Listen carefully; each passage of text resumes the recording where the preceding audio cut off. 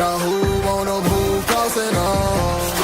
Now who wanna move out on? If you got stripes and you let the city know you rock 'em, yeah we got 'em, yeah we fought 'em. Like that black and orange on bottle, bingo bottle, never stop it. To the beast and know 'em. Who they rockin' with the diamond stripes, flossing on the ring. Cincinnati, she's our queen, we gon' show the world. What's up, everybody? This is Ted Karras with the Cincinnati Bengals and the Cincy Hat, and you're watching Bengals and Brews. Stripes. Right. Stripes. Right. I do too. Yeah.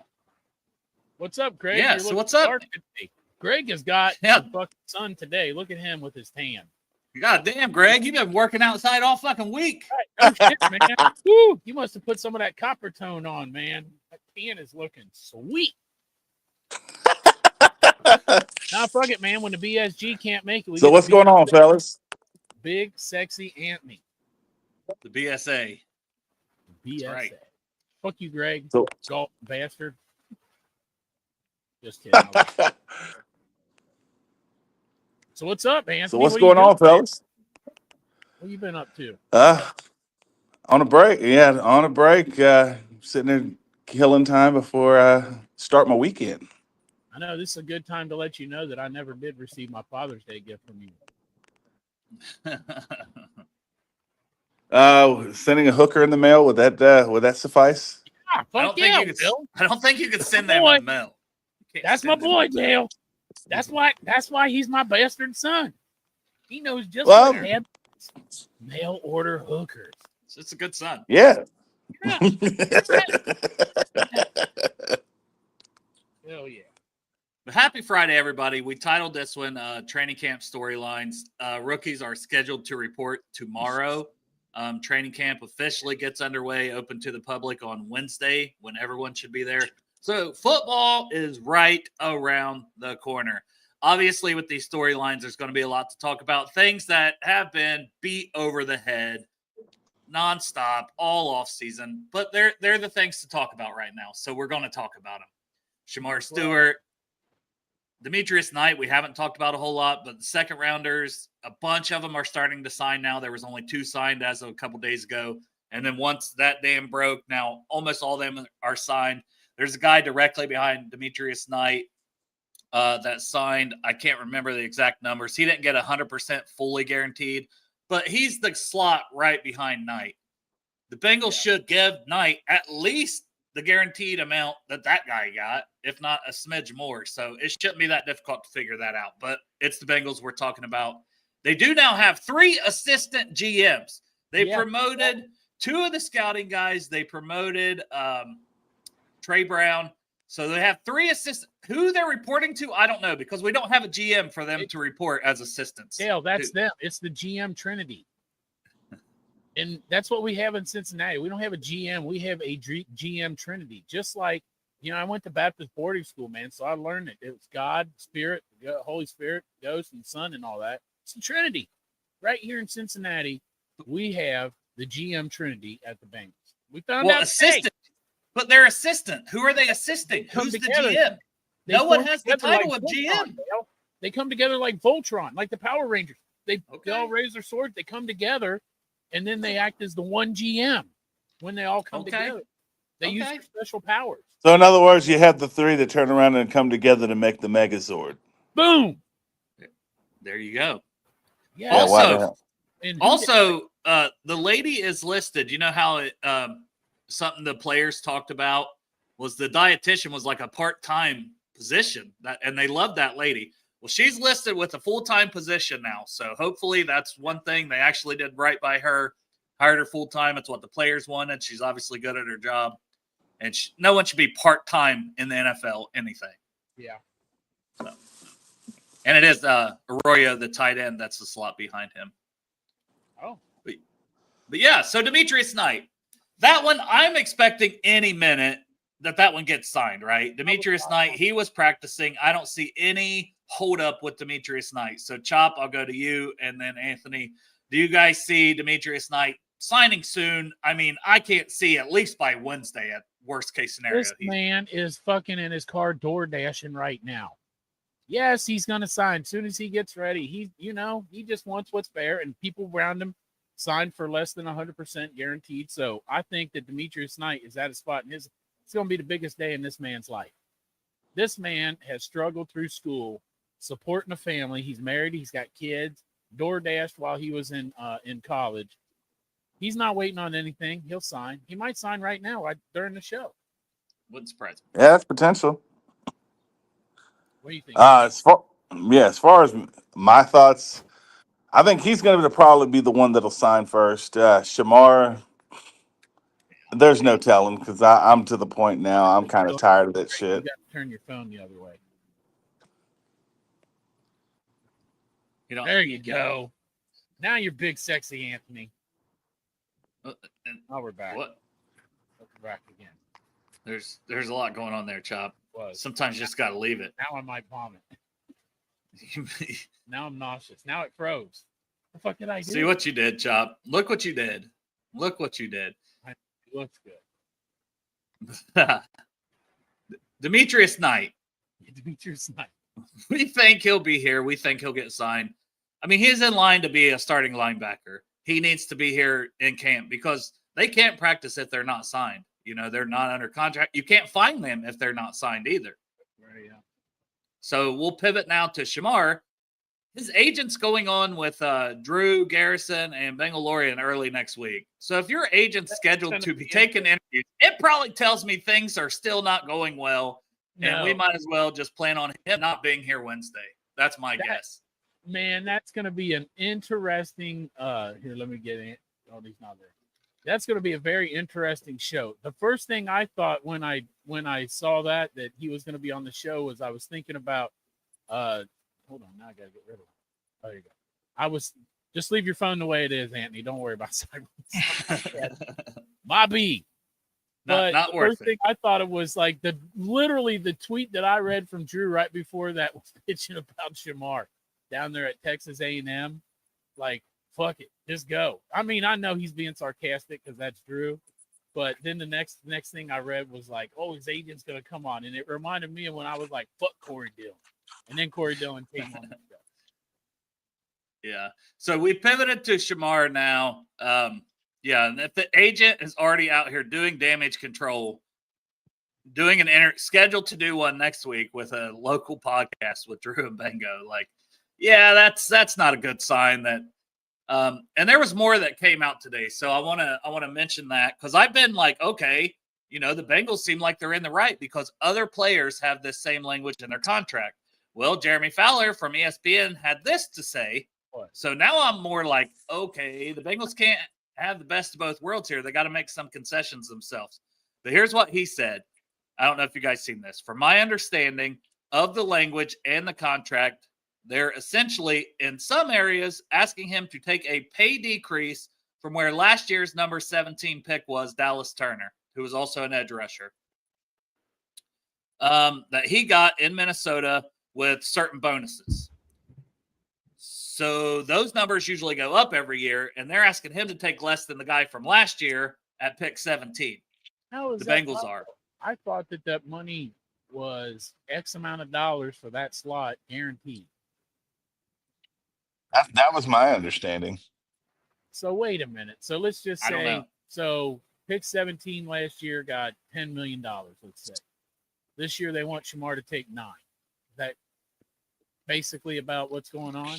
I thought all first-round contracts were fully guaranteed. So So it did is I. confusing. But this is Jeremy Fowler from ESPN. That's the only reason that I'm like, well, what the hell?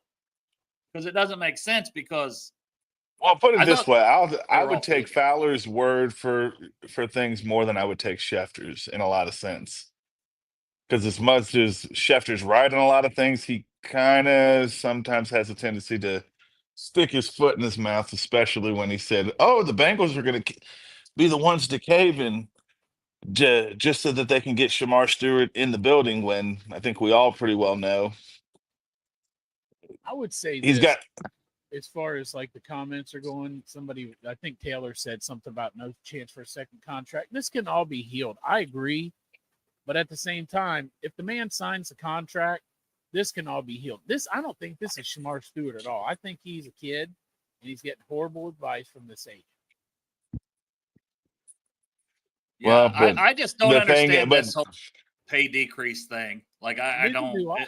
because I think it's fully guaranteed. So I did want to mention it because it's an out there. That's something that was out there today, and I wanted to mention it, but it doesn't make sense to me. Just kind of like when everybody was running with the Shamar Stewart thing the other day of like, well, he might go back and play at Texas A&M. How? You have a declaration date to declare for the draft.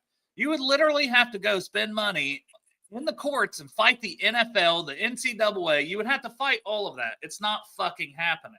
Like, that made zero sense. You'd have to fight all of it, and then I guess we went back Texas A&M, and he had his average 0.75 sacks. It might help him out for next year's draft. probably be a Go back fifth there and round pick. for a team to pick him in the first round, because I honestly think that all the other teams look at it like, what the fuck is going on? I know what they're saying on the national media. They love dogging out the Bengals, but Hey, Dale.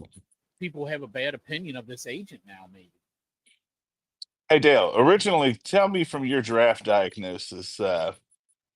Originally was Shamar Stewart set to be a first round pick? Because I know I've read some recent stuff that a lot of GMs had him slated to be the second, between the second and a fourth round pick. I mean, a lot of people had him as a first rounder. Like Dane Brugler had him as a top 10, top 15 guy, and Dane's very respectable. So it's not even me.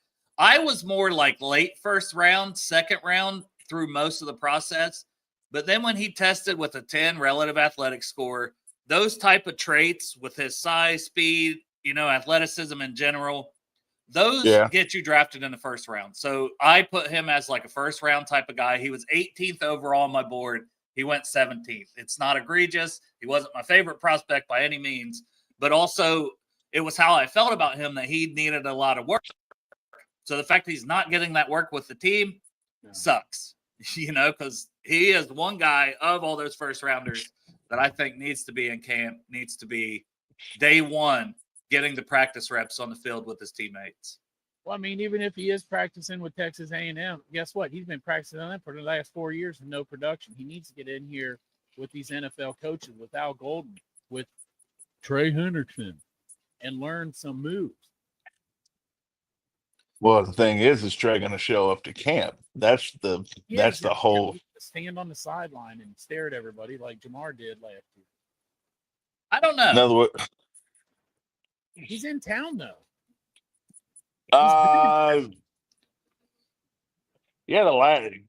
what was that, like a few weeks ago that they said he was in town? Just the other day, he was working out with Sam Hubbard at Black Sheep.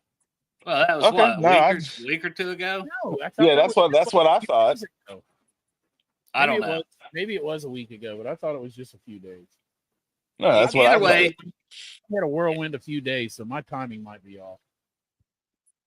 Either way, if he's working out in town, he has said that he's not going to report without a new deal. So he's going to have to either go back on his own word or he's not going to be here. Well, he's going to get fined. And then he's going to lose money, and he's not going to like that. And then this is going to continue to drag out. In an ideal world, they would come to common ground. TJ Watt just exceeded Myles Garrett's contract. Micah Parsons, if he gets a contract, guess what he's going to be looking for? Something that probably exceeds TJ Watt's contract. So I'm pretty sure, though, Dale, that that's exactly what the Bengals are waiting on. They're waiting to get Micah Parsons signed so they can make Trey the highest paid non-quarterback. Yeah, that's what they're waiting. That might be a bit of a pipe dream. Yeah, right. I'm not even for it, to be honest. Like, Trey has come out and said that he doesn't need to be the highest paid. Yeah. But he's getting about minimum wage for his position right now for what he does. And don't get me wrong, I'm right there with you. I think he does deserve a substantial raise, but he's managing McDonald's with the wage. Somebody mentioned somebody I heard it through said that he wanted like a 4-year deal, and I don't know that I would give him 4. I'd maybe give him 3. Yeah, 4 years, he'll be my age. Well, I've heard that it's like 1 year versus 3 years. I mean, if he Well, gets whatever he gets, you can add this year on it. So if he gets a 2-year deal, he's here 3 years, and if you get a 3-year deal, he's here 4 years because he's still got this year in his contract. And if he doesn't like well, that, I think in ideal terms, I think he basically wants them to tear up this year's contract and basically print up a whole new one, kind of like how Josh Allen, yeah, they kind of did with him. I'm not doing that because you can pay him higher, and then make it, and it won't be as big of a hit because you can average this year into it. So let's say you sign him. Let's say you sign him for $35 million for the next 2 years. That's $70 million plus his, what's he make, like $18 million this year? So that's that, and then divide that by 3, so it's less of a hit. And no, you're not wrong. So I think what it boils down to, and as much as all of us are longtime fans of the team, the Bengals have always been slow to modernize when it comes to things like guaranteed money. Do I think that they're going to budge? No, I don't think they're just going to hand him what he wants. I think they're set on a number. I think he's set on a number. And right now, it just seems like neither side is willing to concede on anything. Yeah, and the Bengals are very stubborn, but it's like, man, 17 and a half sacks back to back. It's a guy you need. I feel like we have the salary cap room. I feel like there's ways to make things work. I hope they just figure it out. Like that's where I'm at with it all. Like, just figure it out with Trey, get him under contract, you know. And there's a lot of people that are like, oh, he's only worth 16. Oh, he's only worth. Well, they said the same. And it's like, they said the same thing about. Sorry about that. It's the market value. So, like, at worst, Trey Hendrickson, based on the market, and, you know, he was like number 6 on the edge list or something like that, right? That's how he's viewed around the league. And that puts him in line. If guys like Danielle Hunter can make $36 million, that puts Trey in line to make $35, $36 million per season on an extension. And him and TJ Watt are the same age. You can say TJ Watt's a better player. That's fine. That's why TJ Watt's getting over $40 million a season. Trey Hendrickson should get $35, $36 million. And I think that is fair. And I would say, okay, TJ Watt got a 3-year extension. We're giving you 3 years, but it's not going to, that will include the same age. So this 2 more. I think TJ and Trey are like the same age. They are. Yeah, they are. They are. Yeah, at least the things I was hearing initially, it sounds like Trey was eyeing a 4-year deal potentially. I'm going to have to say no on that, Newt. Newt says his Packers will send a 7th round pick and cash considerations. Yeah, right. Now, the Cincinnati Reds, they would just hear cash considerations, and the Cincinnati Reds would be like, oh, we got to do this. He would have already been gone. They're as bad as the Bengals. It's just the salary cap that makes the Bengals, you know, a little different than the Reds. Yeah, right. I wish there was the salary cap on all sports. You know what I wish to God is that they would just make that pie and say, here, the NFL would just make the pie, the NFLPA, and say, here's the quarterback slice, here's the cornerback slice, here's the running back slice. You know what I'm saying? Just make everybody's fucking contract guarantee. Everybody gets paid the same, so it doesn't matter what fucking team you're on. The only thing that differs is position. You know what I mean? And then just run it out, man. This bullshit. I'm tired of all this contract stupid shit. I am too. Like, it'd be nice just to come on here and be talking strictly about football. Like, I was going to say, you know, Joe Burrow has remained healthy heading into camp. So, like, that's huge for us, right? Because every year he's been dealing with something pretty much. So I'm excited to see what he can do being healthy. That's a big training camp storyline. You know, how much is Joe Burrow going to play in training camp? Exactly. So we're just going to have rotating Anthonys. I know. There he is again. You doing it? You got him? Okay, I'll do it. All right. I thought we were both going to click and then be on. Pop on, pop off. But the Bengals have talked about it, playing more of their starters. We've got a healthy Joe heading into camp. You know, some new O-linemen that need work, whether it's Lucas Patrick or Cody Ford, Dylan Fairchild on the other side. I think it's just as important for O linemen as it is like for a quarterback to get in a rhythm. So we'll start with you, Anthony, and kick it up to Chop this time. How much do you want to see, and do you think that the Bengals will play their starters during the preseason, offense and defense? Because those probably different, honestly. For me, I could probably say defense might get a little bit more play time because I think they're wanting to get the defense more in tune with one another. Offense, I say they probably play them a drive, 2 at the most. For the whole preseason? Question. I thought the question They're wanting to know how much play time do you think the starters will get? Swear to God, I thought Dale was asking like what we felt about how the O line is going to shake out with the left guard and the right guard. No, he like I answered the said, question. Yeah, that is a good question, though. We can talk about that next, but yeah, he answered the question I had about like how much do you I think they're going to get? I think so. for Are the you starters. done, Anthony? Yeah, go ahead, Chop. All right, so I agree. I do think that the defensive line, I ain't sure. TJ Slayton, he's a vet, but I never hear about the defensive line needing to gel with each other exactly like the O line. So I think that it's going to be very interesting, but I do think that they get more play. I think every player on the offense, the starters, every one of them is going to get more snaps. The O line should get a lot more snaps because they need to build that continuity. You got a second-year person on the right side, and then you're going to put a new guard next to him. Unless it's Cody Ford, then that kind of little bit of continuity, but I don't speculate it as Cody Ford. And then on the left, it's probably not Volson. So if you got Dylan Fairchild in there on the left, you definitely need to get some reps with Orlando Brown and with Ted Karras right in between those two guys so that you can be ready for Cleveland.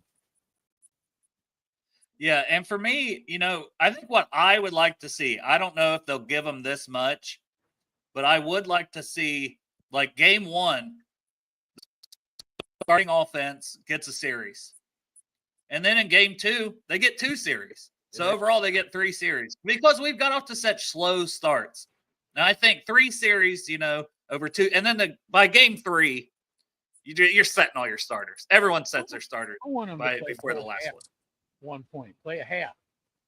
Yeah, I don't know. Starters, man, but play a half. Get that line gelled. That's always our fucking Achilles heel is that goddamn O-line. Well, last year was defense, but still. I think I don't think it was just the O-line. I think, at least from what I saw, our defense from top to bottom was boogered up and banged up. As far as Shout out Boogered offense, Boogered up. I think, our defense was banged up to hell and back. I think offensively. Wait, Anthony, you know what's not banged up? Midwest Best Barbecue. I don't have you proud did. sponsors of this show. Right. Proud sponsors of Bengals and Brews. You can go up there and get along with the chop shop. all the smoked meat you want. And they also have ice cream. Because little did everybody know it's Midwest Best Barbecue and Creamery. True. And the Chop Shop. I got one of them fantastic shirts. Yeah, you can wear a Chop Shop t-shirt or one of the tank tops. Yeah, and also for a limited time, if you go to Midwest Best wearing the Chop Chop t-shirt, they will charge you exactly as much as everybody else. And you might get laid. It's a really... The other day I got laid, bro. And so... Congratulations, Chop. So... Robert, I agree with this. So it's working. Well, I had to slip that. I had to slip that one in because I slipped it right in now we're down Greg. So get it? I slipped it in the other day. Hi-yo. Robert has a comment here, and I fully agree. Like, the Cincinnati Bengals need to learn how to set the market instead of being behind it all the time when it comes to deals. It keeps shooting a hole in the foot. It does. You're 100% right, Robert. I agree. Would you guys agree with that? Like, had they got a deal with Trey last offseason when he wanted one, and I know, Chop, what you're probably going to say, well, wouldn't he be mad and want a new deal again? Maybe. But Don't you think Isn't the contracts? that what Jalen Ramsey did? Like he got a fucking new deal with Miami, and then suddenly he got I guess somebody else got a new deal, and then he pretty much said, I want more money, Look, which is Dustin why he over got here sent to teasing with Pittsburgh. his back hair look, and then he left. Oh, here he comes again. I'm gonna say you're gonna tease me with So- that slicked ass hair back. Got me all Oh man, I just and shit. had a Then you all Friday green. manager 101. Those are always fun. Yeah. Did you also get laid A couple nights ago. by the manager? It was just the By other the Oh manager. no. Oh yeah. The no cool. Because that's the thing to do. The head of HR, the CEO. I mean, Yeah. tell me you guys seen Yeah. that, the Coldplay thing. Come on. Oh yeah, that's right. I did. That guy was worth 1.2 billion. Now he's half as much. Yeah. That guy lost over $500 million at that concert. Well, what's worse? Like, what's worse, getting caught cheating or getting caught at a Coldplay concert? Coldplay. That's right. Uh, That's what I'm saying. That's what I said today on our group chat. Like, if she's at Coldplay, he can have the bitch. damn. Well, they should have just not been like freaked out. That's what obviously a lot of people said. They should have just like owned it, and then it became viral. Yeah. Yeah, Um, it went viral because people were like, "Oh shit, there's some cheating going on there. You don't act Yeah. that way." Yeah. Hey, baby, we got right in the front of the crowd. It's gonna be great. Let's go. Wow. I will say Sports Center did like a little reenactment. I was like, okay, like let's let them go. One day was enough. Like I think we should cut them loose now. like they're getting bashed from like corporate companies and stuff. I'm like, all right, let's ease up a little bit now. Like 24 hours is good, but like going on and on about it, it's like, you know, their lives are already ruined. So I mean, deservedly so probably, but still, it's like let's I ease mean, up. the guy's life's not ruined. If his wife takes half his fucking money, the dude has $500,000. I would love to have that ruined life. Half a billion. $500 million. Please ruin my life like that. Please, God, ruin my life with $500 million. And Yeah. now, Well, and also at the same time, he got freed from the ball and chain. I do want to get back to the Bengals, but one last thing Oh, on man. that. The funniest meme that came out about it was when it was Michael Scott and the woman he ended up marrying on The Office, you know, because she was the head of HR and got with Michael Scott. Yeah, Like, yeah, you yeah. can't write like Right. literally it's the exact Yeah. same type of thing Yeah. without the Yeah, I cheating. saw that one too. Like life imitates art. You think that guy also stepped on a George Foreman grill with a bare foot? Probably. Probably so. I know you guys All were talking right, about so that. Dustin, we talked Oh, a yeah. little.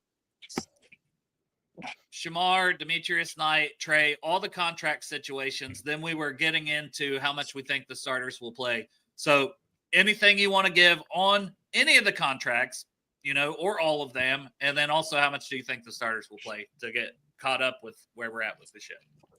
Yeah, I mean, obviously, just like any of us, like you just want the contracts to get done, or at least progress on them, right? Like some kind of positive news. But like with the Bengals, they keep things so hidden, and things just like come by surprise. So I don't feel like we're gonna get any news on those until like it actually happens. So like, who knows with that? I think everybody's kind of shared their opinions on that. I think the TJ Watt contract was pretty interesting because if you guys actually do a breakdown of his like PFF score and his productivity the second half of last season, I was actually really surprised the Steelers gave that contract because like he definitely wore down and started to show his age. Now it'll be interesting moving forward, like how they handle him, do they manage load him, stuff like that. I think that would be like similar with Trey at his age too. Like you give him this big contract, but then like you probably want to harness him for like big moments. So it'll be interesting to see how that all evolves. In terms of like the starters, I know you Dale and I, you and I talked on the phone a couple weeks ago or last week. I'm not like as obsessed with like I want to start strong, right? Like that's just like anybody. I don't want to be playing from behind. I want to say I'm like obsessed with it. Now I do want our starters to like get some more game action, especially the trench players. Now I'm fine with like Jamar or T not even seeing the field, to be honest. And I'm like fine with Joe just like taking the ball and handing it off and maybe doing quick passes and maybe playing every game, maybe a quarter. That would be the most. Like I want to do like the old traditional, like back in the day where they played like a first quarter, then the second quarter, and the third game was like into the second half. I'd be fine with them taking like a few series here or there and try to build that cohesion going into the season. So my expectations, the way like Zach and coming from like Sean McVay, Sean McVay was the original guy that started like not playing his starters. Like he was the first one to do that. I kind of still think like the starters are going to play very sparingly. More than last year, though, and the year 3. I think that they're going to play more than Zach Taylor's history, but I think that he's easing into it. So I think that, they're going to play some extra series probably, but it isn't going to be heavy. Mm-hmm. And Zach hasn't shown a willingness to do this, but it's what I would like to see as well. And Dustin kind of was saying the same thing. Maybe Jamar and T get one series, like I was mentioning, one series, one game. Maybe that's Joe, Jamar, T. One series. That's what you get in game 1. Maybe the next game, if those guys play at all, they get 2 series. And then I shut them down for game 3 because no one plays starters in game 3 typically before the season's starting. Mm-hmm. But as you guys also mentioned, the O-line. I do think the O-lineman I would like to see maybe get like a full quarter because you're still trying to figure out jobs at guard. So it's like mm-hmm. But it's scary because I know Mims' injury history, but at the same point in time, if Mims is going to get injured, he's going to get injured, right? Like you can't just like bubble wrap him. He's got to be tough and play. Mm-hmm. And plus, playing offensive line, that's a violent position anyway. Mm-hmm. It doesn't matter if you're the center, guard, or tackle. Yeah, they're built. Yeah, they're built to take a beating. So they're like built to get. And they should probably play. Yeah, but they should probably play a little more, right? Like that would be one I could see playing. Play them a quarter. Play them, instead of 2 or 3 drives. Play them 2 quarters if 2 drives. I don't know. I just like to see the O-line gel a little more because I still think there's a little more questions there than the other offensive positions. Yeah. And you could be real selective with your play calling. Like, as an example, I wouldn't want, like, a guard pulling in the preseason, right? Like, let's, like, play the most basic, like, run fit scheme. And, obviously with Joe, just 1, 2, 3, get the ball out kind of thing. I still think you can build some cohesion and just get that muscle memory going for the season. But like to your point, Dale, like we didn't even play our starters last year. And I know you and I talked about this on the phone. If we went to the playoffs last year, we were banged the F up. So like you're going to get banged up the NFL season regardless. So you might as well like at least give your starters out there a little bit, so. I mean, it hasn't worked every other year. So what's it matter? Put them out there. The fans have been yelling for it. If anything else, they just be like, fine, here, put them out there and see what happens. Mm-hmm. Yeah. Yeah. I mean, it's just like some of the like, it's going to be interesting. Like, we open with a tough defensive team that has us like kind of figured out somewhat, although we like turned the tide last year a little bit, although like our offenses weren't stellar against the Browns last year. Like we had our moments. So it'll be a good first test right out of the gate up in Cleveland against their defense. I mean, I'm sure they're going to line up Mason Graham over Dylan Fairchild. I'm sure they're going to move Myles Garrett around. So, like, our offense line is going to get tested. That's like in the first game of the season. You guys remember when we had like a load management for Burrow coming off that knee injury against the Vikings? We just ran the ball. Let's just like pound the rock the first game and like keep everybody clean. I don't know. I mean, honestly, going into that game, truthfully, I've never understood how we've had so much trouble against the Browns. Like, truthfully, if you look at their roster, particularly on defense, but I'm more worried about Myles Garrett going into the game, which obviously you should be because you can line him up anywhere on the defensive line. And then outside of that, as far as the secondary, you're paying close attention to where Denzel Ward is lined up. But nobody else really on that defensive line really scares you. I think the big thing is going into that game is just identifying where Miles is lined up. If he's lined up obviously inside, you make sure you have a second body lined up on him. Otherwise, if you make sure you have somebody that's and I think one of the big thing, yeah, they're he said the Browns defense is stacked. I think the Brown. I mean, I think their offense has way more questions. Their defense is usually pretty good, like statistically. Well, no, I'm not and saying their in defense general. isn't Like, they're pretty good. I'm at all not saying three that their levels. defense is. I'm not saying that their defense isn't good. I'm just saying that outside of Miles Garrett, there's not really too many other people that I'm gonna be feared. Like that's why they moved Miles Chase Garrett said around to Denzel try to Ward free is- up the rest of those guys to be Mark able to Chase make in his plays. interview with Malik Wright said Because Denzel Miles Garrett, you're gonna have 1-2 people on him at all times. If you line him up inside, if you line him up outside, you're gonna have. If you don't have him lined up on what, Dale? Said this guy, Crypt Keeper, yes. Beverly Hills Ninja. He doesn't look like Chris Farley. Stop it. So So who? What? He said Dustin looks like Chris Farley. No, Oh. you, Anthony. so That was Dustin. I was looking at the Browns like defense from last year. They gave up 22 20+ yard rushing plays last year. So I think like there is the ability to like run against them. I think we can unlock that the first game, to be honest. Because And I think that's gonna be the key. yeah, Myself personally, because I'm not gonna lie, I'm an old school. Hey, pound it up their ass and tell them, yeah, pound it up their ass and make them stop you. Yes, I said it, Dale. till they're done screaming. Yeah, put it right up the old Duke chute. Well, they are the Browns. You know what I mean? So Or in the immortal words of my buddy Will, put it right up the puss. Damn. Anthony's on one, man. That heat's getting to him. Man, he comes on this show, the mouth gets loose, doesn't it? Well, hey, You're this trying to is talk one of about the more relaxed shows. When we're on my show, hey, I got to be a little more tame. But, We're hey, I can be a little- professional. Yeah. We're What the not. fuck? We're not. Oh, no, we're not. No, but other training camp storylines, I think cornerback is the next position Yeah. I want to go to, get Mhm. everybody's thoughts. Chop, I'll start with you, go down to Dustin, then we'll finish with big, sexy Anthony down there. Cornerback room, how do you think that they handle this? I know in the mini camp sessions, they were moving a lot of guys around. I don't know that Dax is going to be healthy, I think, yet. If he is, that'd be huge. So, like, is Dax out there? Is he lined up in the slot? I think those are huge storylines. How are you feeling?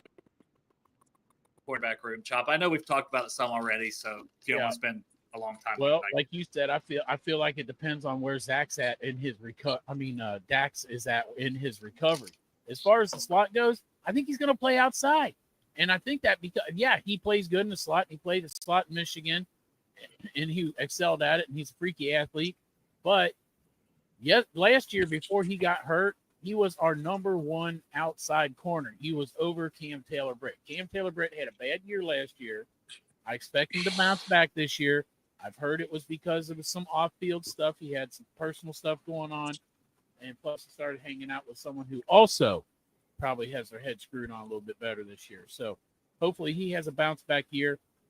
As far as like in the slot, I'm not really sure how it's going to shake out because I do feel like I agree with you, Dale, that Dax would be great in the slot, but he did such a good job on outside corner. That might depend on how good DJ Turner's looking on the outside or Fig Newton. And also, don't forget, man, DJ Ivy, that rookie year, played really good until he got hurt.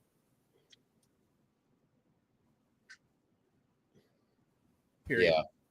Go ahead, Dustin. Yeah, I agree. And that's actually one of the things I'm looking at most outside of offensive line in training camp because Al Golden's defense is predicated upon blitzing and leaving guys on islands. I know I've chatted that in before. So, and it's actually one of the sneaky things I'm going to look at is like when Dax Hill gets healthy and, you know, coming off a knee injury is always like tough. Like when does he get like kind of playing back to the level that he was? But let's say he does somewhere between the middle of the season, and let's say DJ Turner's excelling outside, it would be interesting to see like how Al Golden would like handle CTB if like he's like, oh, I love Dax Hill and Turner on the outside.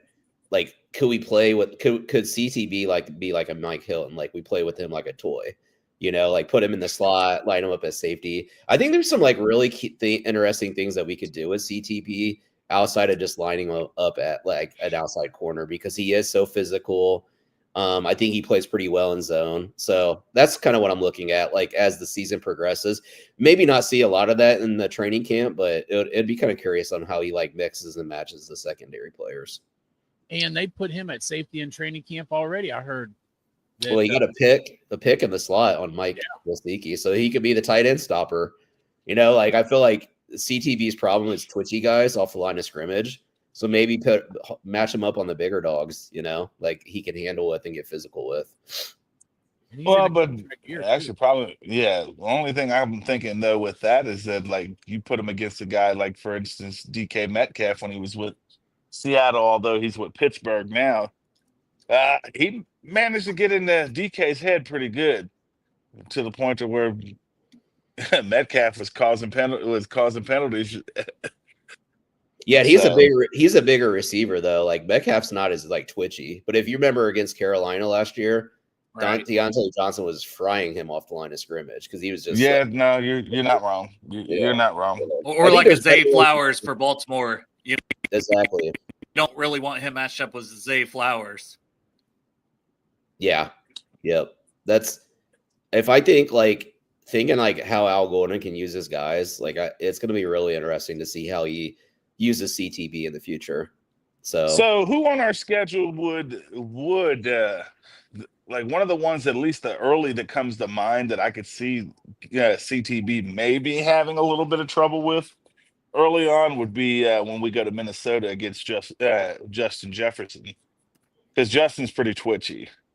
Dude, you passed up BTJ. Oh no, what? Don't fucking disrespect LSU. Week 2, we got Brian Thomas. Well, it could be Travis Hunter, you know, could be Travis Hunter. Yeah. I'm just saying early on that was the first one that came to mind because like I'm not even sure how Jacksonville has their lineup set, if Travis Hunter is set up as the number one, or if I haven't even had a chance to look at how their lineup, how their depth chart is set up. No way Travis Hunter comes in wide receiver 1. I mean, BTJ had a great fucking year. Brian Thomas is awesome. Yeah, I agree. Yeah, they're probably gonna have Travis Hunter set as wide receiver 3 if I was guessing. If I'm a betting man, that's his cornerback 1.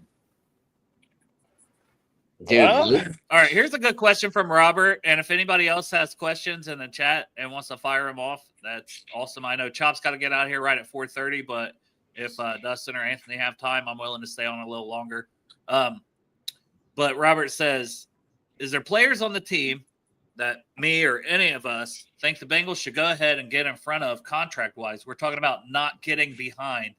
I think CTB got to play it out, who's coming up on a contract year. But I'll say one because I think it's Orlando Brown Jr. He's got 2 years left, but if you want to get out in front of one, maybe it's your premier left tackle that you signed to like another 2-year extension on top of what you have with him, and you've got him locked up for a while before you continue to see all these contracts go up. So my answer will be Orlando Brown Jr. Chop, you got a guy maybe they should get out ahead of? I mean, I agree with you. Did Orlando get hurt last year?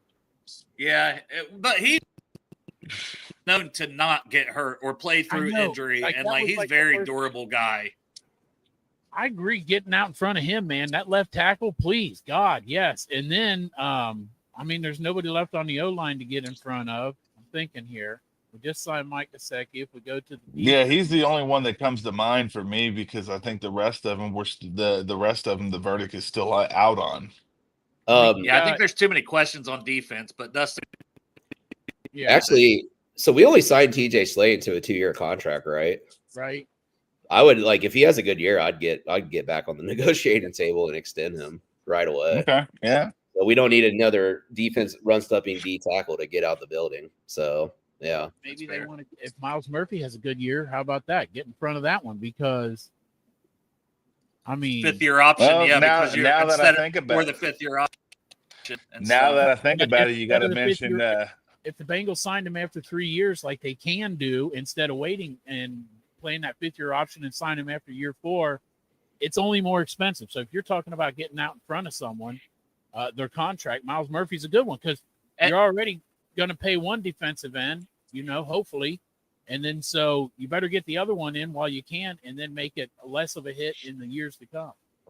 Anthony, I'll let you go next because I know you had something there. But I just want to mention, I think it's better to have this conversation thinking about it as guys that could have big seasons and it would be after the year. Kind of like Dustin mentioned TJ Slayton. You're mentioning Miles Murphy. They have to prove it this season. We're not saying to do it now. We're saying after the season, guys, that they should try to extend quickly after the season if they have big years. So, Well, you got to mention Yoshi in that conversation too. If God forbid he has another touchdown, God forbid he walks, Greg would lose his mind. He would be on suicide watch. Yeah, I can see it now. I can see it now. He shows up on your floor and you're on your floor, Chop. so CTV. I've got another one. Yeah. I was just going to mention one, then I'll toss it right back to you, Dustin. So one for me, if he has a big season, because this is his third year, would be Jordan Battle at safety. Try to get him locked up because he was a third-round pick, so they're only under contract for 4 years. So if he has a big season after year 3, you already have questions about Geno Stone and your other safety spot. Why not go ahead and lock up a young Jordan Battle ascending player if he has the year that I actually expect him to have? He could be a good candidate after the season. Go ahead, I Dustin. agree. That's a good one. Yeah, no, like Robert, great question. And he had said something early about breaking the market, like the Bengals being on that. I actually like that. Jordan Battle is such a great example. Like, you don't necessarily have to have these market breaking deals for me to be happy with the front office. Like extending a Battle if he has a good year early would be something that makes me really happy. Like getting out front of the contracts actually is how much I care about. I don't really care about like the final numbers. I care about being proactive and seeing into the future, kind of thing. So yeah, I think Paddle is like a great example, Dale. Yeah, he popped in my head because I was like, man, we keep expecting this guy to be a big piece of our future. So why, if he has the season we expect, why not try to extend him? And safeties usually aren't anything crazy, but one big season out of his first 3, boom, let it happen. Hey, Gatto, I love Dustin. Dustin's always welcome on any time. He just has to work a lot. But yeah, Dustin's been on before. He's the CEO. He's always got an input. Now I'll throw some super chats next week. I'm fucking busy and I can't wait. Football's about to start. I can feel that in the air. All I need is like that fall breeze to come through, which is hot as fuck in Utah right now. So it's like not gonna breeze. Yeah, give me that fall. God dang. But yeah, like CTB, I want to see like he actually came on the end of last year. It would be such a relief because I love him so much. I want him to do so well. I just want him to have a full, like, consistent season and have him locked up too, man. I just like having like defenders that you can rely upon in today's NFL, which I think it's starting to turn into a little bit of a run. Like it's reverting back the other way. So we'll see about that. But like both those guys are really physical, like Battle and CTB that come up and like hit running back. So like those are the kind of guys I want in my secondary. So I'm hoping they do really well. Yeah, I have to agree, man. It's things that we want to see them be proactive more than anything. Mm-hmm. And did you have any thoughts? We mentioned it earlier about we have 3 assistant GMs now. We don't have a GM, so I don't know who they're reporting to, but Anthony said it's like a Megazord, or I don't know. I don't. Yeah, it's the GM Triforce. Yeah, like it's the Tri-State Triforce. But any thoughts on that? The dietitian, the full-time stuff. It's like, okay, maybe there are some changes for titles and things, and I think that's good things for these guys. Like, and then you hired more scouts, so those are good things. Like to give some positivity, those are good things. We know we got the contract questions still out there, but you're promoting people, you're filling more spots, you're adding a little bit more scouts by promoting other guys to bigger positions. Bigger front office, I think, is a good thing. Yes. 100%. Please God, more scouts too. Yeah. You know what title changes mean a lot of times? Money. More responsibility, more money. Yeah, more money. So I love to see guys like, and some of these guys have been really loyal to the Bengals. Yeah.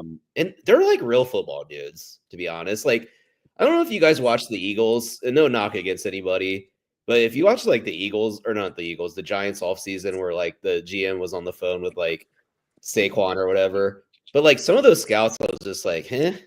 You know, like I know our scouting department's like small, but it seems like they're real football dudes in there. So I don't know. I like to see guys get promoted and like get recognized for like the work they're putting in.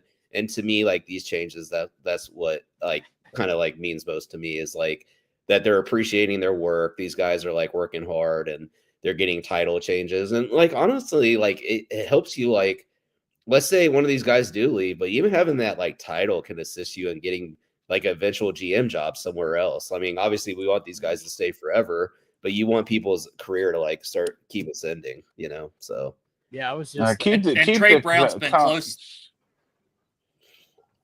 I was just going to say Trey Brown's been close. You know, he's been in a lot of runnings for GM jobs. So getting that official title, even if it's as 1 and 3 as assistant GM, could propel him to help get him one of those jobs. Or, as Robert says, if they would decide to move on from Duke, which they're not, they treat him like family. That guy's got a lifetime contract, I do believe, as long as he wants it. But most other teams, yes, you'd be looking at like a Trey Brown promoting him if shit goes bad this season again. But didn't Duke's father work for the Bengals for a short time after he was let go as the Colts GM? Bill Tobin was one of our scouts, and he worked with the front office guys and was like a scout and stuff. Yeah. So it's family. I think, but pretty locked in. Well, I think at least we think Devin Shaw. Another hard-hitting question from our guy Ryan Sparks: do we think Devontae Maxwell will have a good camp? Well, that's our guy. That's our guy. Ryan's credit, he loves Devontae Maxwell. He is not part of the team. He is not part of the 90-man roster. But Ryan Sparks will not give up on it, and I respect it. Hey, remember who was the defensive end that we had from? Was it Marshall 3 years ago? That was just like exploding in camp that everybody wanted back. And he like he's not even in the NFL, but we thought like he was like because he was so undersized. Who was that in preseason? I can't remember, but I know we had a Raymond Johnson III, and I do believe he is back with us because like he is with Detroit, and he got. But that's one I know had a big. I can't think of who you're thinking of, but Crip asked about Greg about Big Savage. He won a giveaway. We talked about this on Monday's show. Imagine Greg winning something. So he won the thing with Garage Beer to go to Great American Ballpark. He said something about an upper deck thing. I'm like, you're at an upper decker challenge? So I'm like, you got shit in the top of a toilet? I'm pretty good at those. Yeah. I thought you would be the fucking champion. Yeah. I might have given an upper decker or two in my life. You ever give upper decker, Dustin? So somebody apparently is nominating you to be the successor to Duke Tobin. Dale should be. Yeah. I mean, just for draft, just draft consultant. At minimum, Duke Tobin. Well, but it'll help. But how long would it take before you basically would you really want to be involved in? I would be fired very quickly. I would definitely tell like Troy Blackburn to go fuck himself. Probably. Very quickly. You know, I'm a fucking sellout, man. You pay me millions of dollars, and what the fuck you need me to do? Let's go. Well, they ain't paying you that much, but I mean, if I got that job, I think Duke Tobin like gets paid millions of dollars a year. So I mean, if I'm getting a pay cut, maybe I won't. But I'm a sellout. Like you can buy me. I'm for sale. And like in the immortal words of the $1 Million Man, everybody's got a price. I do. It's true. I also think. All right. I think scouting like is one of those positions that seem to be glamorous, and it's actually not. No, I wouldn't want to be an actual. That's what I said. Yeah. Consultant. I use those words specifically for a reason, Dustin. I will consult yeah. with you, and you pay me a little change on the side. I don't want to be a scout. That is such a terrible job. It's not great. You're like, and I love, like, I watched Floth Buthwell for South Alabama last year. He transferred to Mississippi, but that was from my own couch. Like, I wouldn't want to have to like travel to all these places. Yeah. It's some of the documentation that they actually take is very very mundane too. So there's a lot of things about that job that I think like you could probably get burned out pretty quick. So I don't know. I could see it. Yeah, heads up. Unless it goes into the point of, but then again, also too, if you're used to doing certain things like that, like which in the manner of speaking is a job like that, it basically comes down to mastering the mundane. Yeah. That it just boils down to you have to come in with a very objective mind.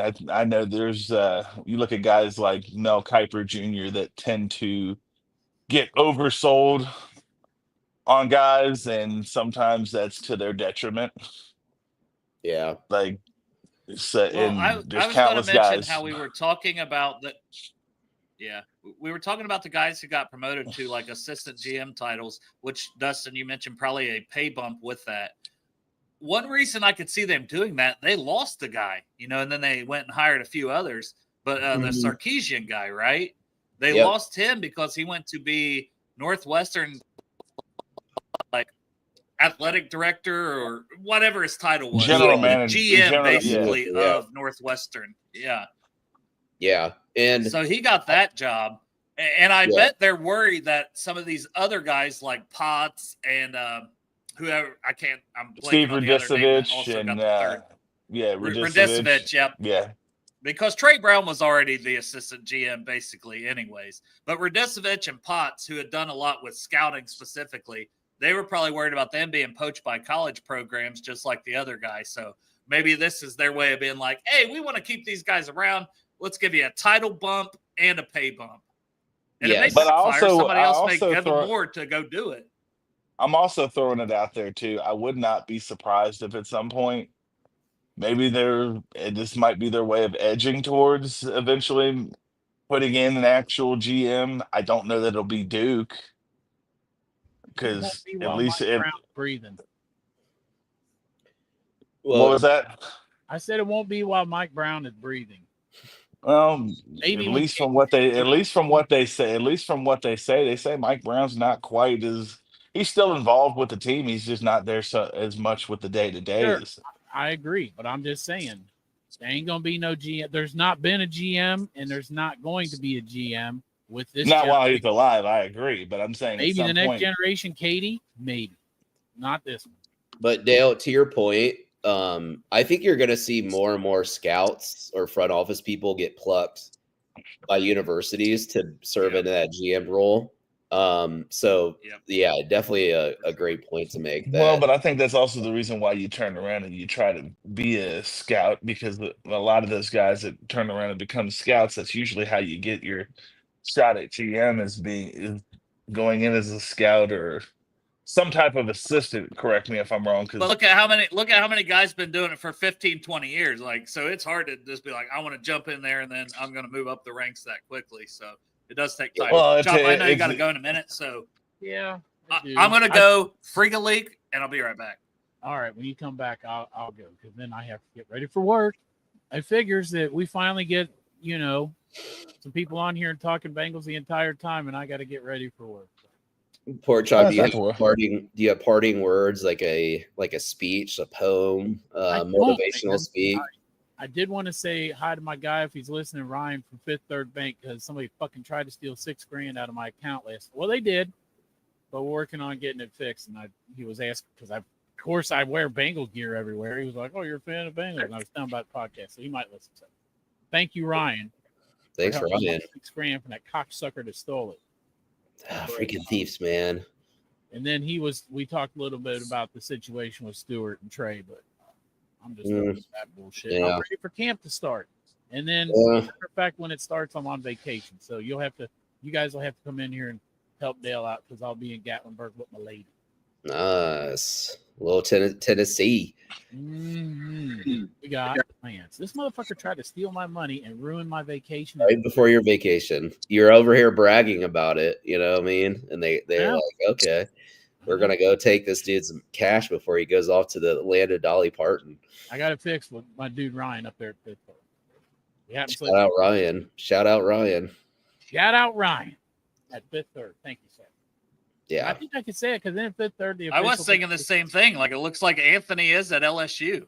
Like he's just got LSU in the Dude, back. I thought he was. But at all right, the Chop. I food know you court. got to go. I thought he was at the food court at Forest Fair Mall. It looks like don't move. No. LSU purple and yellow. He's right. Yeah, I'm in the back half of my day. I took a break to. You're at Tiger Stadium. No, I'm in Covington, Kentucky. Ooh. Mm. On that note, I got to go. But I do love everybody in the Brew Crew. All right. Thanks, Dustin and Anthony, coming Yeah, on. thanks, bro. When Greg's up there whacking balls at Great American Ballpark. Black and balls. Love you Wacky guys, balls. And I will see See you, you Chop. on Monday. See you, bro. See you, brother. I can hang on for a few more minutes if you guys want to shoot the breeze on anything. Yeah, whatever else. you guys want to do. We can end it. We can keep going for a little bit. Whatever. Anthony, you're at work, right? Yeah, I can spare a few more minutes. Whatever you guys Yeah. want to do. It's gonna Because be usually, because we're over on my job, we're ahead of schedule. Usually, basically I pretty much do is stripping and waxing floors. So we're ahead of schedule. well, Dustin. Yeah. I know you always have a lot of things to chat about and a lot of topics to bring up. So I'll kind of let you go with where you want to go next with the conversation here. I mean, it's going to be really interesting to see how the offense evolves, you know, like meaning, and I think somebody brought up a good point before, like, you know, this was the first year under, oh God, why is his name? Who's offense coordinator? He's just slipping my mind right now. Brian Oh, Callahan. Yeah, Dan Pitcher. Dan Pitcher, Jesus Christ. Oh. So like, what are the adjustments to his adjustments? You know, and what's his adjustments back to the defensive coordinator's adjustments? So I'm going to be really interested to see kind of like, because I know he started introducing more of the 12 personnel this year. So it's going to be really cool, like what wrinkles he comes up with, ways that he can get Burton some touches if everything goes well with him. I had a scenario for you guys, and I'm just kind of like, Dale, maybe you know this.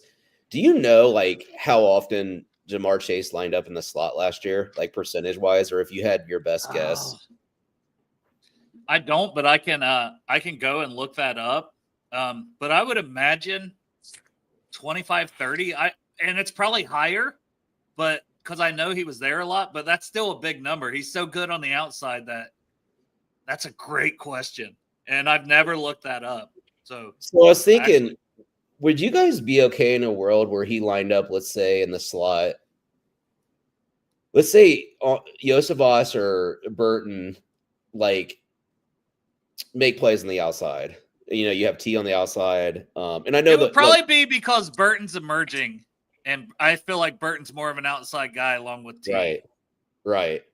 So what percentage would you be comfortable? And I like that our receivers are interchangeable. Hell, I think we line T up in the slot sometimes. But like, man, I think it would be so awesome to just like get Jamar because a lot of the touchdowns he scored, like he had some big, you know, longer gainers from like just deep passes. But he also had like those 2 touchdowns against Ravens where they're like 2-yard passes. It would be like so awesome if we could get him in the slot even more. You know, I'm like such an advocate for that.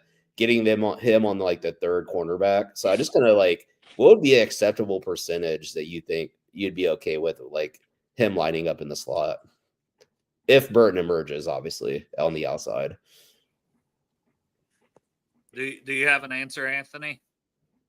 Do I have an answer? I'd say it varies on the matchup. For me, if I had to say and give a percentage wise, honestly, I'd say if you do it like 35 to 40% of the time, I think that would more than suffice because you look at any other team's third corner, they're not going to match up well. There's not too many third corners that are going to be able to match up with Jamar. Mm-hmm. Yeah, and it's like, because I know, like in the heyday, like with Green Bay, Aaron and Devontae Adams, they had him in the slot a lot, especially on like the green zone. The 30 on in or whatever. Like it would be great to just like continue to throw him in the slot. So that's something that I was just like thinking about the other day. It's like, man, what if Burton does emerge and he's like killing it on the outside, and we could bring Chase into the slot even more to get those matchups? That'd be crazy. Tyler Bowles. All right, he was in the slot. Stop. He was in the slot 33.6% of the time. Ooh, okay. That was So like that was close So he- close to what I thought.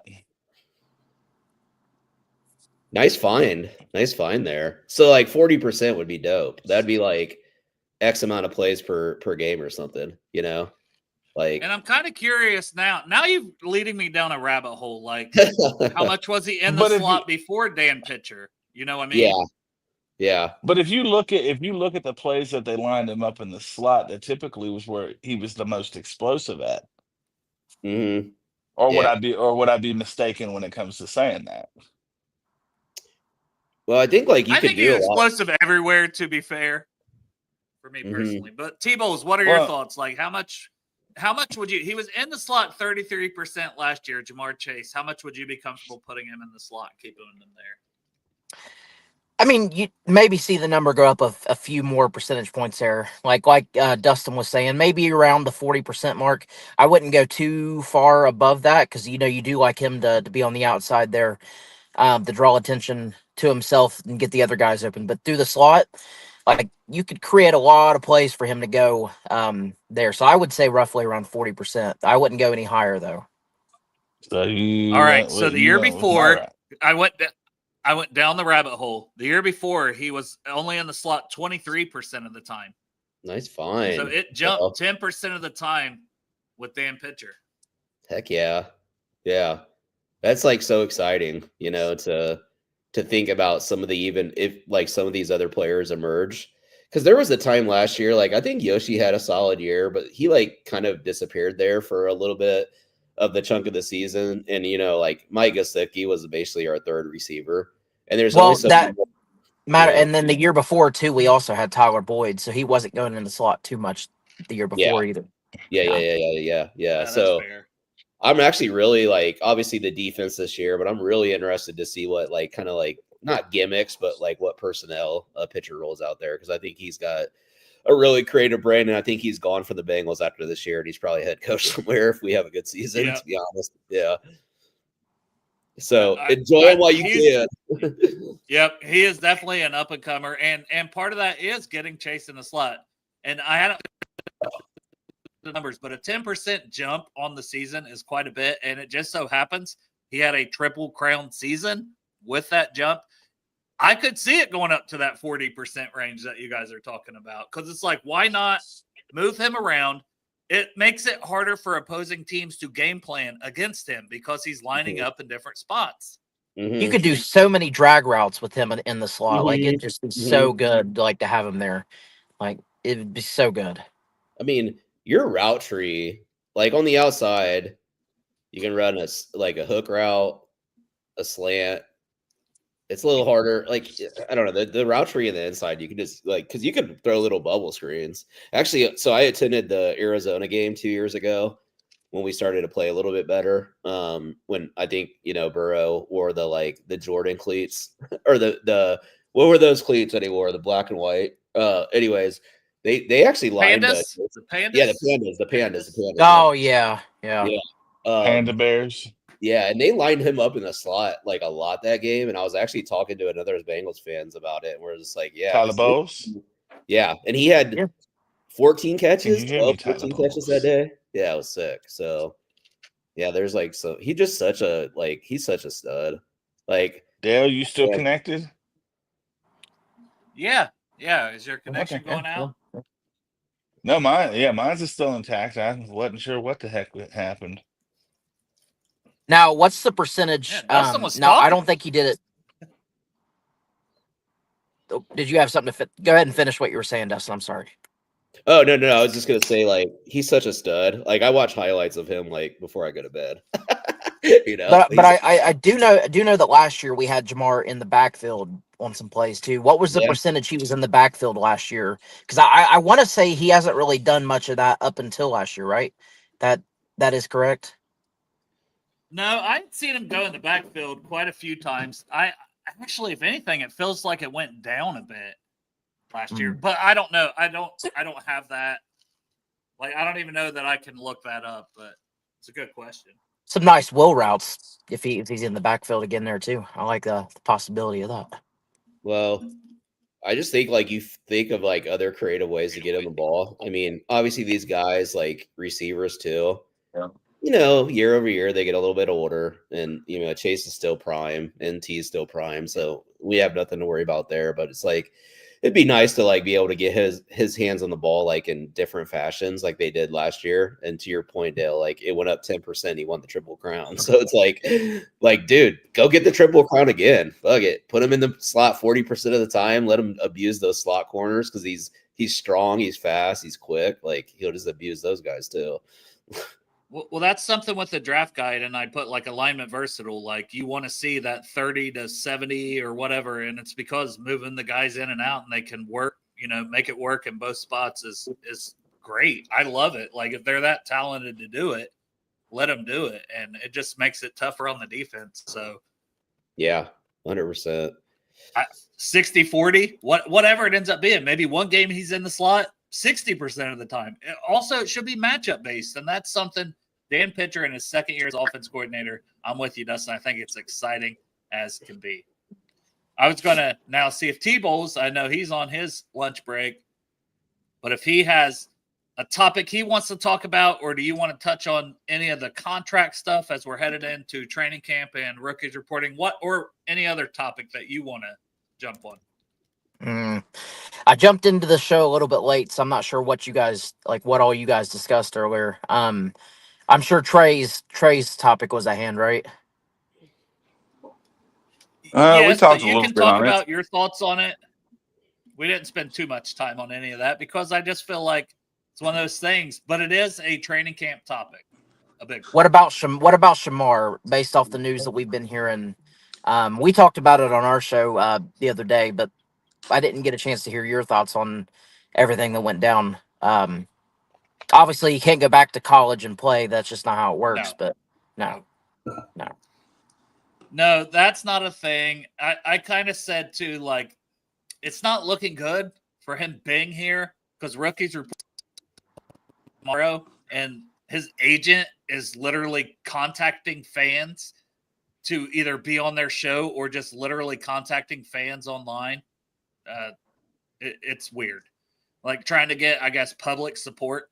Dude, you're a fucking agent. That's the last thing you should be doing, to be fair. if I'm not mistaken, it's a bad situation. Didn't Drew Garrison his show? Didn't they have him on the other day? No, they're Or going to did have I- him on like Tuesday. They're going to have him on Tuesday. Okay, so that's coming up this Tuesday. guy's already planning on to go on Tuesday when training camp starts Wednesday and rookies report tomorrow. So he's not going to be signed by tomorrow if that agent's Yeah, going to be Tuesday. So I think he just blew a shot with the rest of the NFL the way he's handling this thing, and the agent too, like for that matter. Like I just don't think any other team would want to take a chance on him after this. Like I just think he blew his chance. I don't know about all that. I think if he can, right, yeah. I think if he can get his head out of his ass, if he can get his head out of his ass and get his ass in camp, even if he don't after 4 years and say they don't give him a 5th-year option, he can go ahead and go on to another team and still be able to repair it. Well, he's got to get on the field first for that to happen. I'm not disagreeing. And if you miss training camp, you might as well just piss away your. Yeah. Because if you miss entire training camp, you're not getting on the field. Like it's going to be so hard to get on the field if you miss all of training camp. Period. Like for any player. Mm-hmm. So it's frustrating because he needs the reps, he needs the snaps, he needs all of that. He's an athletic freak and he's got a bright future, but he has to get on the field, get the NFL coaching, and put the work in you can be a workout warrior all you want, but it's different on the field. I know this because I played in the NFL for 10 seasons. No, oh, wait. No, I didn't. the Dale sack attack. I don't know. Are we gonna be seeing Adele's bust in Cooperstown maybe? The Ring of Fame. I mean, it Canton, should be sorry, already. not Cooperstown. Canton. The Ring of Fame. Yeah, the Ring of Fame. The Hall of Shame.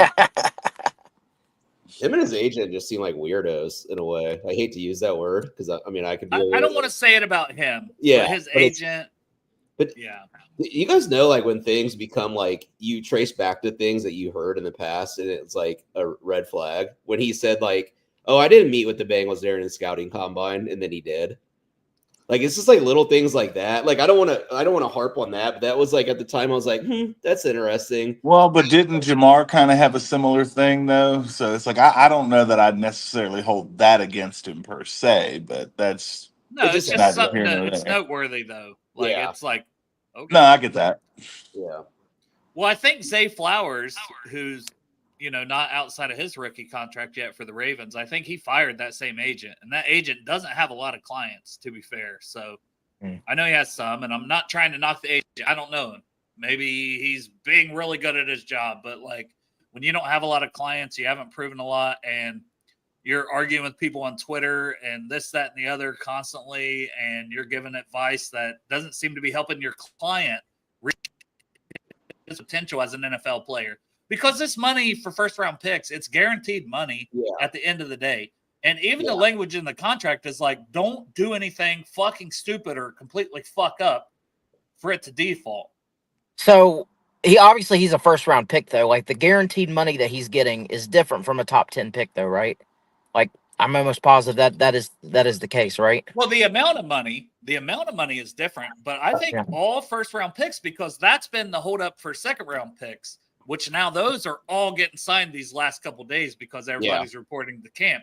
But a lot of fully guaranteeing their entire rookie contracts is something that second-round picks was having. For first-rounders, that's already a thing. They already get their entire first-round money guaranteed. So there should not be holdups. Honestly, there shouldn't be.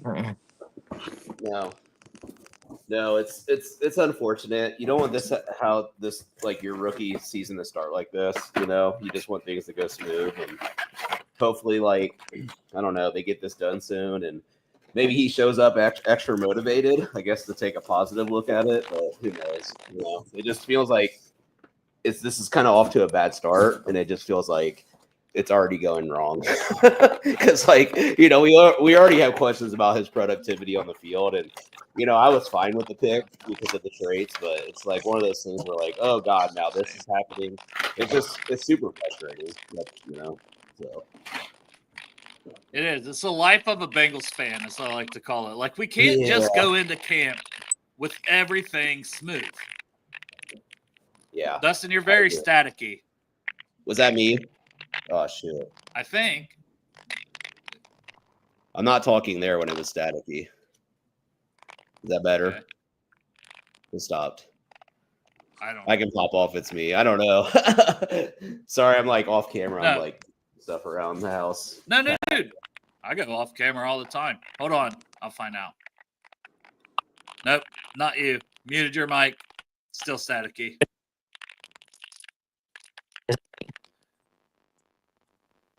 Either way.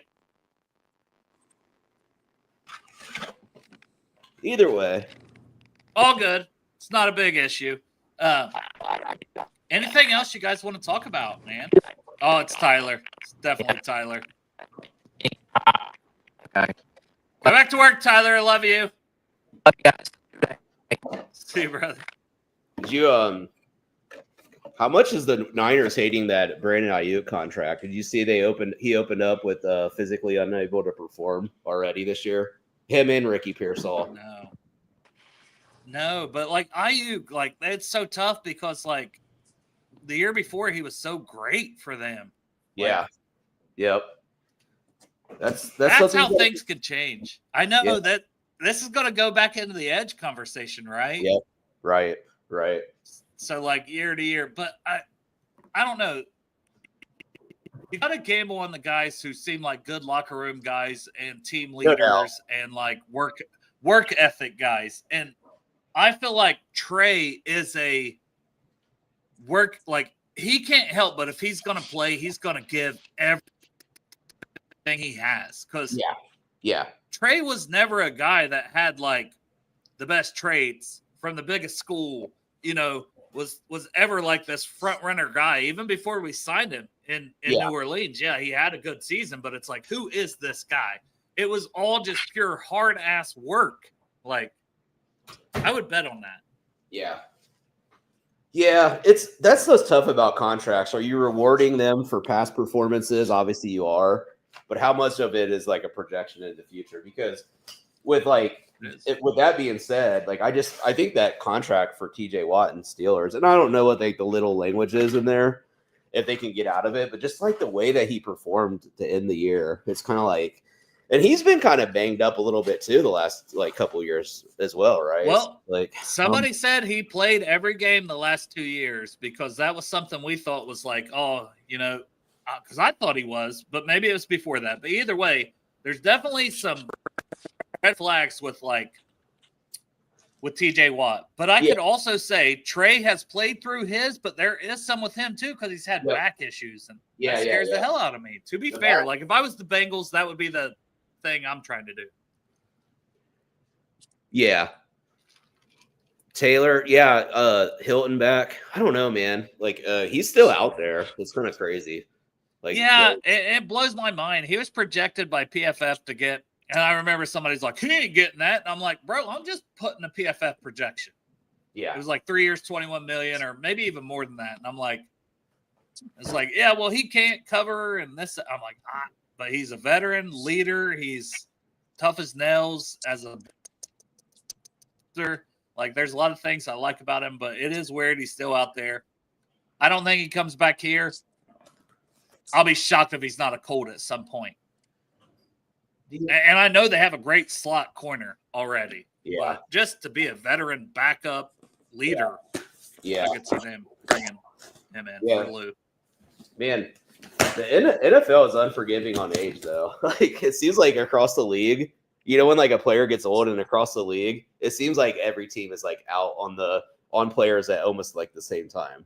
A lot of times, you know. And I don't know if it's because like they have the GPS data and all these like data that they can make decisions on, like, oh, he's lost like this X amount of like, you know, quickness or speed or something. I don't know. But Well, I think it goes by according to position history when it comes to age, because there are certain positions when you really sit and look at it, like edge rusher in history, when they fall off, they tend to fall off a cliff. So, So I think, like for instance, that might be like a sticking point. I'm kind of wondering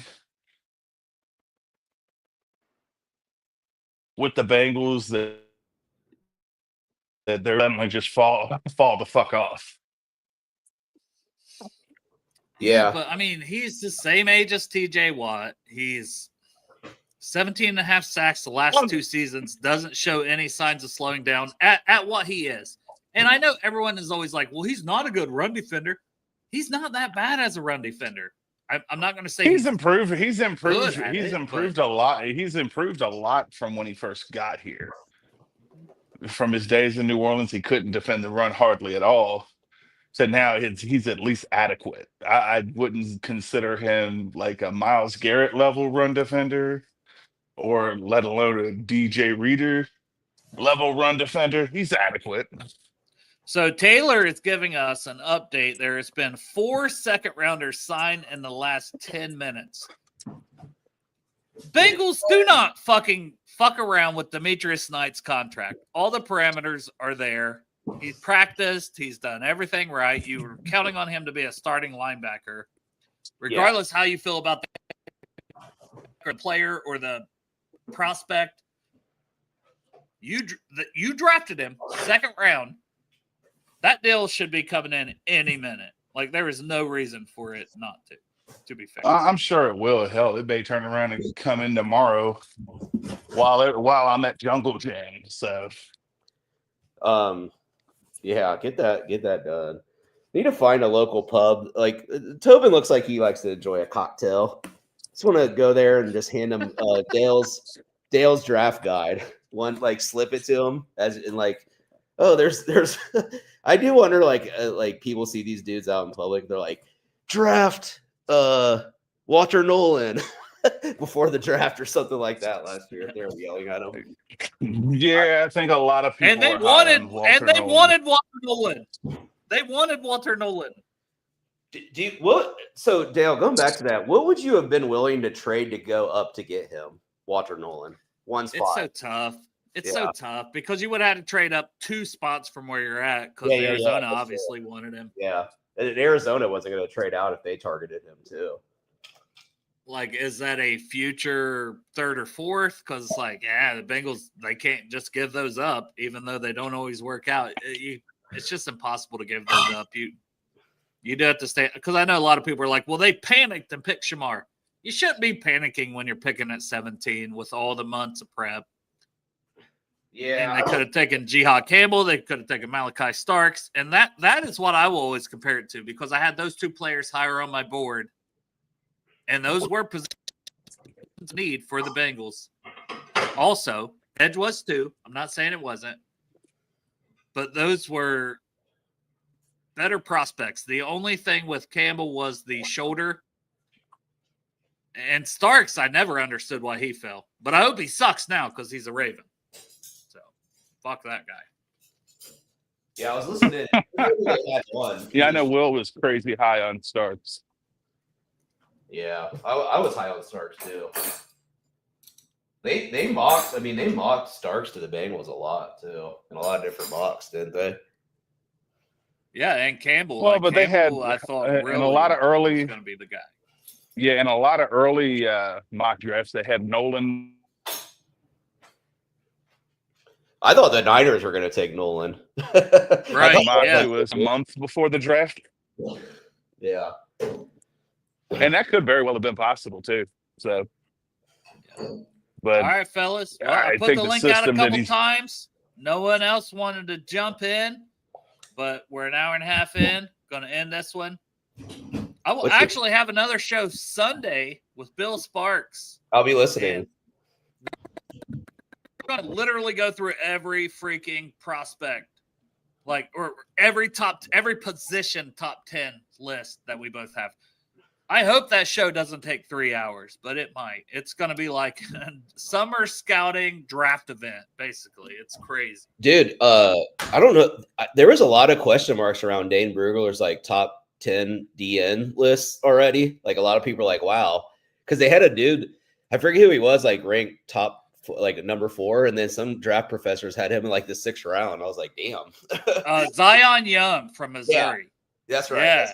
That's right. Oh, trust me, because he's about 20-something of my edge players. He hasn't proven anything to be that high, but Dane is a big traits guy, and this is a trait guy. He loves Shamar Stewart. He loved Michael Williams. I did not love those guys. You know what I mean? The way he did. So that is why he is that high. He is literally banking on his traits. I didn't realize Dane was such a traits guy until the Shamar Stewart mock where he had him. That's when my first was like, oh shoot, yeah, he's the traits guy. So I guess that makes sense. And there's nothing wrong with that. It's just a different way of how you want to stack your boards and stuff like that. And obviously, for me personally, I just think not that I would ever be in a position like that, but if I was the GM of a team, there's no way I would bet on traits. I would do production over traits. Yeah. Well, but you ideally you marry the. Ideally, you draft both, especially in the first round. Well, if you're gonna go, at least ideally, because I think, in my opinion, I think Shamar Stewart may have been a gamble, but I hope I'm wrong. But it was 100% a gamble. I hope I'm wrong. I hope he turns into something, but I don't know. For me, looking at what we've gotten so far, just I'm hoping it turns into something. Main thing who else was a gamble? You know who else was a gamble? Marius Mims. And to me, The Yeah, jury he is wasn't still my out. pick either, and he wasn't my pick Because either. But Can just he off stay his rookie healthy year, under 800 college snaps? Like, that was a gamble that would have been hard for me to take. But based on the first year and the traits. So I think that's why it made it easier for them to take Shamar Stewart. Because it's like, if this hits, it's all pro potential. And Mims, from the first season, you felt like, well, that's closer to hitting than not. So we're going to roll the Yeah. dice again. Like, oh, we're feeling hot at the craps table. Let's roll it again. You know, I feel like that's what they did. Yeah. We'll see how it pays. It may pay off. Everything we're talking about this entire summer could go and be the worst takes of all time. Anything about Shamar Stewart could be a terrible take. Because if he signs, he's in camp and he's out there week 1. And let's just say he puts up 7 sacks in his rookie season. We are all like, huh, okay, we're, yeah, I always believed in him. Never a doubt. Never a doubt. You know. No, It I is look what at it it at is. least with me. I look at it at least with me. He wasn't my pick, but if the kid signs, hey, I'm going to push for him. I'm going to pull for him. But the kid's got to get his ass in camp. At least that's my thoughts. Yeah. Get him in Well, camp. Crip, I wouldn't end the show if you would just get on here and talk ball with me, but you'll never get on here, Crip. Yeah, I gotta see Crip. He's in Myrtle Beach, South Carolina, hanging out at the beach. Yeah, I just blame Crip Keeper. You know, I blame Crip Keeper for us having to end the show. Like, I gotta make a bet with Crip Keeper. Hashtag So, if the Bengals win the Super Bowl, he has to show his face. Is that fair, Crip? oh God, what did I say if the Bengals won the? Oh, I said I would do the dot bot Oh, in my that's underwear, in my there you go. on the show. If Watch the that. Bengals won the Super Bowl, What's I would that actually tally? I would actually pay to see that. I would do it. Let me in. I'm in. it'll be a small show. Yeah, I would actually pay to see that. And especially to hear that coming from Dale, I would pay to see that. Yeah, I mean that's the deal. Like a Super Bowl for a Super Bowl, there ain't a lot of things I wouldn't do. Just say, Yeah, I know. Hell for a Super Bowl. I will. you will dot I'll bot do with the- me. hell, I'll do You a will show dot in my bot with me underwear. live on the show in your underwear. A dual dot bot. Hell yeah! Fuck it. Why not? Of course, you fuck do it, why not? You're I'm fucking in. black. You probably have a jumbo pecker. This is Oh, that's What amazing. the fuck? Yeah, that's why I say. too far or That's- too. Was that too far or too true, Anthony? That's fair. No, you're good. Dale, you know by now it takes a Taylor. lot to offend me. My Gentlemen. golf king Taylor is here. Apparently, the show's not. By the way, you guys see this hat they came out with for the golfers out there? Sheesh. Wow, that is golfer heat. Yeah, Golfer hat heat. yeah.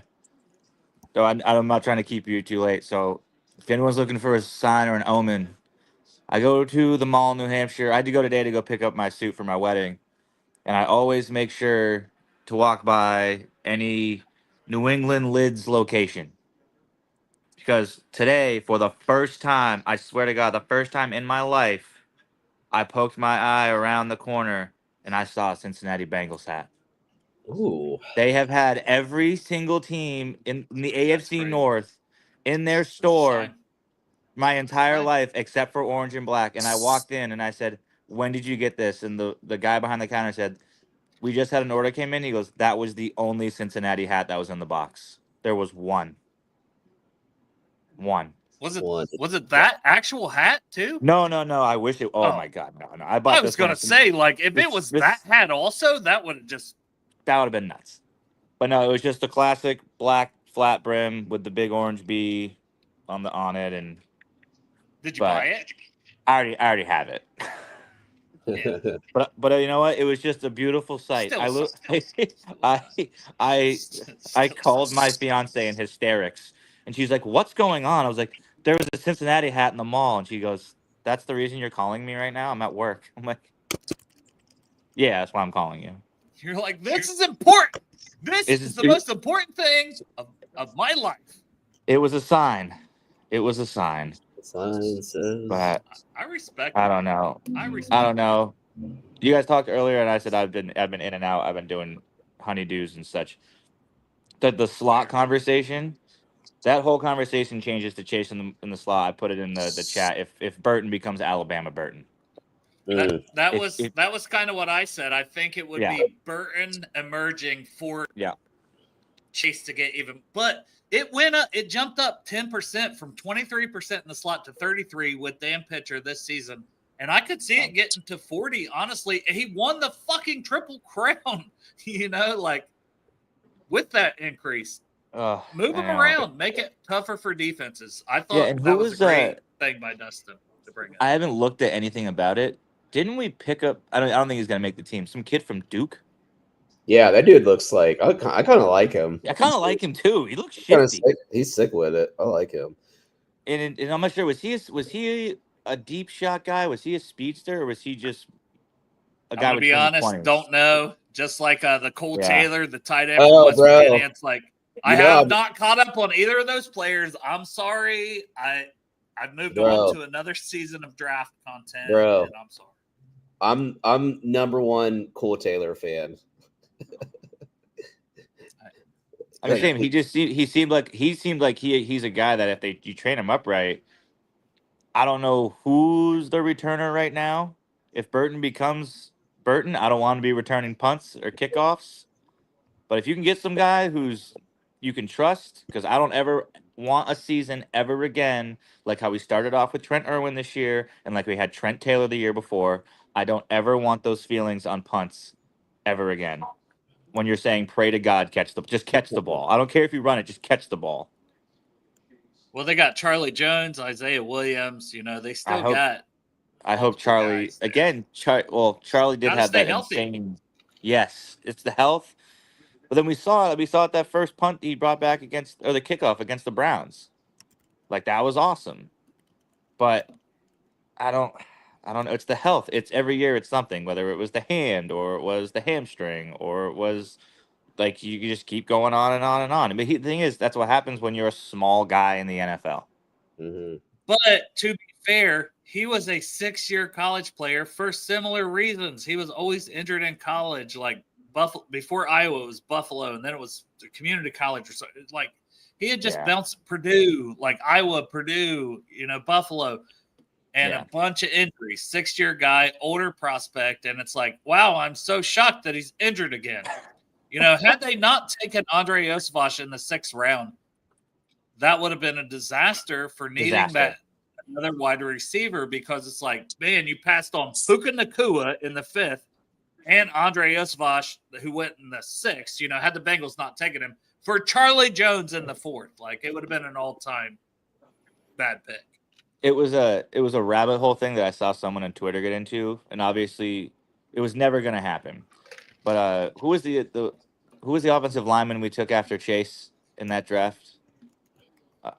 Jackson Carman. Jackson Carman. Yeah. Did you see who was still on the board when they took? If they never would have done this, they could have taken bunch of Amon guys. Ross St. Brown. Mm.